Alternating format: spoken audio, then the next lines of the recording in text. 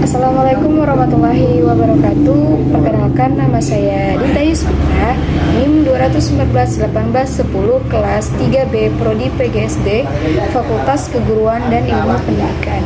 Baiklah, di sini saya akan menyampaikan rencana pelaksanaan pembelajaran saya kelas 4 dan kelas 5 untuk memenuhi mata kuliah, materi, dan pembelajaran MIPA. Balai yang pertama, saya akan menjelaskan rencana pelaksanaan pembelajaran RPP kelas 4. Dimulai dari kompetensi inti. Kompetensi inti ini yang pertama adalah menerima dan menjalankan ajaran agama yang dianutnya. Yang kedua, menunjukkan perilaku jujur, disiplin, tanggung jawab, santun, peduli, dan percaya diri dalam berinteraksi dengan keluarga, teman, guru, dan tetangga. Yang ketiga adalah memahami pengetahuan faktual dengan cara mengamati, mendengar, melihat, membaca, dan menanya berdasarkan rasa ingin tahu tentang dirinya, makhluk ciptaan Tuhan dan kegiatannya, serta benda-benda yang dijumpainya di rumah dan di sekolah. Dan yang keempat adalah menyajikan pengetahuan faktual dalam bahasa yang jelas, sistematis, dan logis dalam karya yang estetis, dalam gerakan yang mencerminkan anak sehat, dan dalam tindakan yang mencerminkan perilaku anak beriman dan berakhlak mulia. Selanjutnya adalah kompetensi dasar. Untuk pengetahuannya, kompetensi dasar saya mengambil dari 3.6, yaitu menerapkan sifat bunyi dan keterkaitannya dengan indera pendengaran. Keterampilannya 4.6, menyajikan pelaporan hasil percobaan tentang sifat-sifat bunyi. Dan selanjutnya adalah indikator. Indikator dari kompetensi dasar 3.6 itu adalah 3.6.1, menjelaskan pengertian bunyi taksonomi Bloom C1. Dan selanjutnya 3.6.2, mengidentifikasi cara menghasilkan bunyi taksonomi Bloom C1. 3.6.3, mengidentifikasi sumber bunyi taksonomi Bloom C1. 3.6.4, menjelaskan sifat-sifat bunyi taksonomi Bloom C1. Selanjutnya untuk keterampilan 4.6.1, membuat laporan pengamatan tentang cara menghasilkan bunyi taksonomi Bloom P2. 4.6.2, mengumpulkan data tentang sumber bunyi taksonomi Bloom P1. 4.6.2, menyajikan laporan hasil pengamatan tentang sumber bunyi taksonomi Bloom P3. Baiklah, untuk tujuan pembelajaran dari RPP kelas 4 ini adalah siswa dapat mengetahui dan memahami pengertian dari bunyi. Yang kedua, siswa dapat mengetahui bagaimana cara menghasilkan bunyi. Yang ketiga, siswa dapat mengetahui dari mana saja sumber bunyi berasal. Yang keempat, siswa dapat menjelaskan dan mengetahui apa saja sifat-sifat bunyi. Dan yang kelima adalah pendekatan yang saya ambil adalah pendekatan saintifik, yang mana terdiri dari mengobservasi, menanya, mencoba, menalar, dan mengkomunikasikan. Selanjutnya adalah metode. Metode yang saya ambil dari RPP ini adalah yang pertama ceramah, kedua diskusi, dan yang ketiga adalah tanya jawab. Dan yang keempat adalah metode demonstrasi. Yang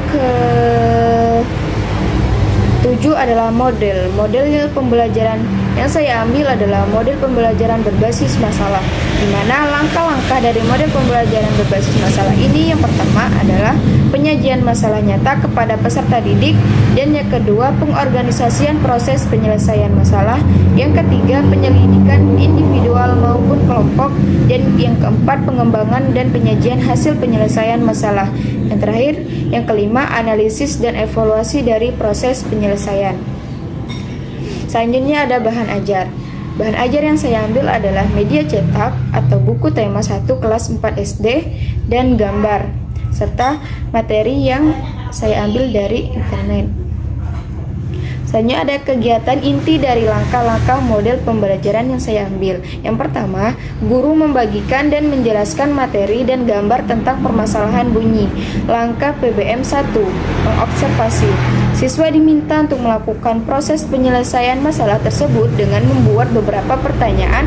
PBM 2, pendekatan saintifik, menanya. Yang ketiga, guru membagikan kelompok. Dan yang keempat, siswa menyelidiki masalah secara kelompok dengan beberapa eksperimen. PBM 3, membaca dan menalar. Yang kelima, siswa mengumpulkan informasi atau data hasil dari masalah yang sudah ditemukan tentang permasalahan yang sudah diberikan. PBM 4, mengkomunikasikan.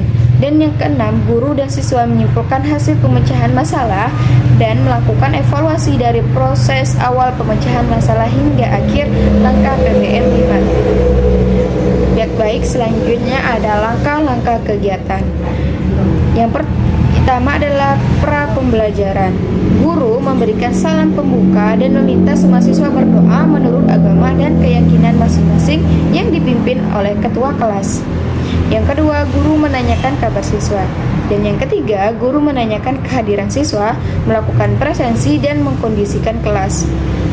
Selanjutnya adalah pendahuluan. Yang pertama, guru bertanya mengenai materi yang sudah dipelajari sebelumnya. Guru menyampaikan tema yang akan dibahas, yaitu sumber bunyi. Dan yang ketiga, guru menyampaikan tujuan pembelajaran. Baik, untuk kegiatan inti dari langkah kegiatan pembelajaran, yaitu amatilah gambar dan pernyataan di bawah ini. Langkah PBM 1, mengobservasi dan metode ceramah. Di sini saya akan memberikan pernyataan kepada siswa tentang pengertian bunyi, sumber bunyi, jenis-jenis bunyi, dan satu gambar untuk tugas siswa mengamati dari gambar tersebut. Yang kedua, mengobservasi. Coba jelaskan bagaimana gendang pada gambar di atas dapat menghasilkan bunyi. Dan yang ketiga adalah menanya. Dari pernyataan di atas yang sudah dijelaskan oleh guru, baca kembali pernyataan di atas lalu buatlah beberapa pertanyaan. Metode tanya jawab. Dan yang keempat, membuat kelompok agar memudahkan siswa dalam memecahkan suatu masalah pada masalah di atas. Ini adalah metode diskusi. Dan yang kelima, mencoba dan menalar. Carilah informasi tentang bunyi untuk menjelaskan permasalahan pada gambar pernyataan. Nomor 1, guru membantu siswa melakukan eksperimen tentang permasalahan pada pernyataan di atas agar memudahkan siswa untuk mendapatkan hasil penyelesaian masalah. Metode diskusi. Dan yang keenam, mengkomunikasikan, menyajikan dan mengembangkan hasil karya atau hasil diskusi pemecahan masalah dan ceritakan di depan kelas. Yang ketujuh, mengevaluasi proses pemecahan masalah dari awal sampai akhir atau menyimpulkan pembelajaran dari awal sampai akhir atau penutup. Dan yang terakhir adalah evaluasi. Yang pertama, penilaian kemampuan pengetahuan atau kognitif. Mengamati sumber bunyi yang ada di lingkungan sekitar kelas, kemudian menuliskan nama dan bagaimana cara menghasilkan bunyi pada benda di lingkungan sekitar kelas. Tuliskan 5 benda. Menyelesaikan skor setiap benda adalah 20, jadi jika benar semua, 5 dikali 20 sama dengan 100. Menyelesaikan soal evaluasi individu dalam bentuk uraian tentang bunyi. Yang kedua adalah penilaian sikap afektif. Kolom aspek perilaku diisi dengan angka yang sesuai dengan kriteria. 4, sangat baik, 3, baik, 2, cukup, dan 1, kurang. Yang mana penilaiannya berisi kedisiplinan, tanggung jawab, kerjasama, teliti, kreatif, peduli lingkungan,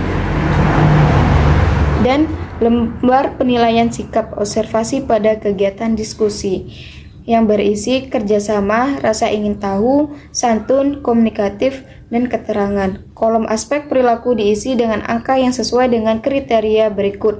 4, sangat baik, 3, baik, 2, cukup, dan 1, kurang. Penilaian selanjutnya, penilaian keterampilan atau psikomotor. Rubrik penilaian keterampilan diskusi dalam kelompok. Penilaian keterlibatan siswa dalam kelompok, sangat baik, baik, cukup baik, dan kurang baik. Baiklah, selanjutnya saya akan menyampaikan rencana pelaksanaan pembelajaran RPP kelas 5. Yang pertama ada kompetensi inti. 1. Menerima dan menjalankan ajaran agama yang dianutnya. Yang kedua, menunjukkan perilaku jujur, disiplin, tanggung jawab, santun, peduli, dan percaya diri dalam berinteraksi dengan keluarga, teman, guru, dan tetangga. Yang ketiga, memahami pengetahuan faktual dengan cara mengamati, mendengar, melihat, membaca, dan menanya berdasarkan rasa ingin tahu tentang dirinya, makhluk ciptaan Tuhan, dan kegiatannya serta benda-benda yang dijumpainya di rumah dan di sekolah. Yang keempat, menyajikan pengetahuan faktual dalam bahasa yang jelas, sistematis, dan logis, dalam karya yang estetis, dalam gerakan yang mencerminkan anak sehat, dan dalam tindakan yang mencerminkan perilaku anak beriman dan berakhlak mulia. Kompetensi dasar. Di sini saya memilih kompetensi dasar yang 3.2, menjelaskan organ pernapasan dan fungsinya pada hewan dan manusia serta cara memelihara kesehatan organ pernapasan manusia. 4.2, membuat model sederhana organ pernapasan. Indikator. 3.2.1, menjelaskan fungsi pernapasan manusia, taksonomi Bloom C1. 3.2.2, mendefinisikan organ dan bagian-bagian sistem pernapasan pada manusia, taksonomi Bloom C1. 3.2.3, menjelaskan proses pernapasan manusia, taksonomi Bloom C1. 3.2.4, menganalisis cara memelihara organ pernapasan, taksonomi Bloom C4. 4.2.1, menunjukkan organ sistem pernapasan manusia pada gambar atau bagan, taksonomi Bloom P4. P3, taksonomi Bloom P3. D. Tujuan pembelajaran. 1. Siswa dapat mengetahui fungsi pernapasan. Yang kedua, siswa dapat membedakan organ dan nama-nama bagian sistem pernapasan manusia. 3. Siswa dapat mengetahui dan memahami proses pernapasan manusia. Yang keempat, siswa dapat menunjukkan bagaimana cara memelihara organ pernapasan pada manusia. Pendekatan. Pendekatan saintifik. Jadi yang saya ambil adalah pendekatan saintifik yang berisi mengobservasi, menanya, mencoba, menalar, dan mengkomunikasikan. Metode. Yang pertama ada metode ceramah, metode diskusi, metode tanya jawab, dan metode demonstrasi. G. Model pembelajaran. Di sini saya mengambil model pembelajaran STAD. Langkah-langkahnya menyampaikan tujuan dan motivasi kepada peserta didik untuk memulai pembelajaran dan juga mengkomunikasikan kompetensi dasar yang akan dicapai serta memotivasi siswa. Yang kedua, menyampaikan informasi kepada peserta didik mengenai materi yang akan disampaikan hari ini dan juga melakukan tanya jawab mengenai materi. Mengorganisasikan peserta didik ke dalam beberapa kelompok belajar yang terdiri dari 4-5 anggota peserta didik. Membimbing kelompok belajar dengan guru, memotivasi serta memfasilitasi kinerja peserta didik dalam kelompok belajar. Mengevaluasi dengan guru, memberikan evaluasi terhadap peserta didik dari hasil belajar tentang materi pembelajaran yang telah dilaksanakan. Memberikan penghargaan dengan guru, menyampaikan hadiah atau penghargaan dari hasil belajar individual dan juga kelompok. Bahan ajar. Di sini saya mengambil buku yang diambil dari internet atau yang disebut juga dengan media cetak dan gambar. Kegiatan intinya dari model pembelajaran di atas adalah: 1. Guru menyampaikan tujuan pembelajaran pada pertemuan dan menjelaskan kompetensi dasar yang akan dicapai dan memotivasi siswa. Langkah STAD 1. Yang kedua, memberikan materi yang akan diajarkan dan menyuruh siswa untuk memperhatikan penjelasan materi yang dijelaskan oleh guru dan melakukan tanya jawab. Siswa disuruh untuk membuat pertanyaan yang akan diajukan kepada guru. Langkah STAD 2, mengobservasi atau mengamati dan menanya. Yang ketiga, membuat kelompok yang berjumlah 4-5 orang. Langkah STAD 3. 4. Guru membimbing kelompok dengan membagikan materi kepada masing-masing kelompok dengan materi yang berbeda, sehingga seluruh siswa dapat mengetahui seluruh materi lalu setiap kelompok mendiskusikannya. Materi yang sudah diberikan guru ada masing-masing kelompok. Materi kelompok 1, materinya fungsi pernapasan manusia. Kelompok 2, organ dan bagian-bagian sistem pernapasan pada manusia. Kelompok 3, proses pernapasan manusia. Kelompok 4, tentang cara memelihara organ pernapasan. Langkah STAD 4, mencoba dan menalar. 5. Guru mengevaluasi dengan cara peserta didik menyajikan dan menyampaikan hasil diskusi di depan kelas. Langkah STAD 5, mengkomunikasikan. 6. Memberikan penghargaan kepada siswa atas hasil belajar pada materi ini. Langkah STAD 6. 7. Langkah kegiatan. J. Langkah kegiatan pra pembelajaran. 1. Guru memberikan salam pembuka dan meminta semua siswa berdoa menurut agama dan keyakinan masing-masing, dipimpin ketua kelas. Dan yang kedua, guru menanyakan kabar siswa. 3. Guru menanya kehadiran siswa, melakukan presensi dan mengkondisikan kelas. Pendahuluan. 1. Guru bertanya mengenai materi yang sudah dipelajari sebelumnya. Guru menyampaikan tema yang akan dibahas, yaitu sistem pernapasan manusia. Yang ketiga, guru menyampaikan tujuan pembelajaran, langkah STAD 1 dan kegiatan inti. 1. Guru menyampaikan tujuan pembelajaran, langkah STAD 1.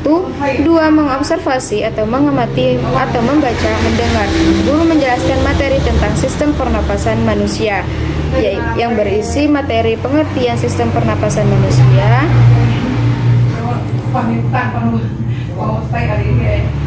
dan bagan organ sistem pernapasan atas, bagan organ sistem pernapasan bawah.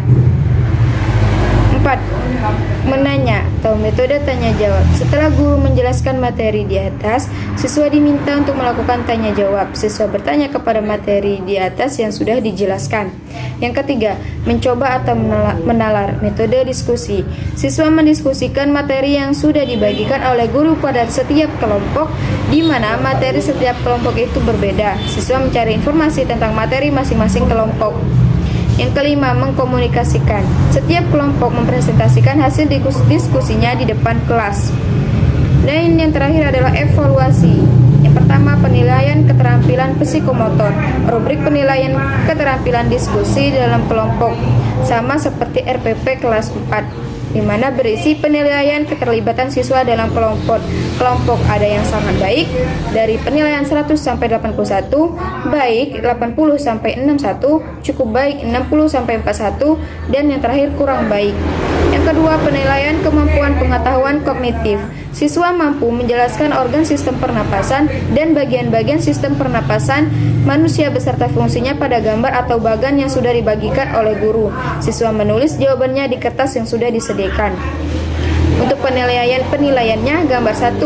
Contohnya gambar 1, skor 5 jika siswa menjawab soal dengan benar, skor 1 siswa menjawab tetapi salah, dan 0 siswa tidak menjawab. Yang ketiga adalah penilaian sikap atau afektif, terdiri dari kerjasama, rasa ingin tahu, santun, komunikatif, keterangan. Kolom aspek perilaku diisi dengan angka yang sesuai dengan kriteria berikut ini. 4 adalah sangat baik, 3 baik, 2 cukup, dan 1 kurang, yang berisikan tentang lembar penilaian sikap, observasi pada kegiatan diskusi. Itulah yang dapat saya sampaikan. Terima kasih, kurang dan lebihnya saya mohon maaf. Wassalamualaikum warahmatullahi wabarakatuh.